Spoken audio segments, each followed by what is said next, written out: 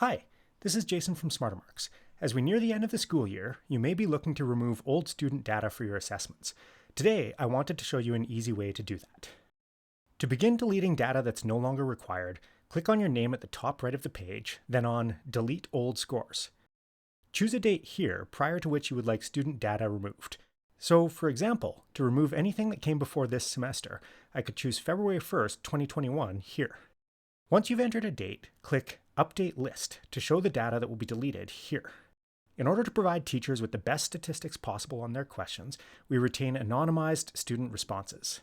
However, removing student data will delete all identifying information, such as name and student ID, from our system, as well as anything that can link assessments completed by the same student.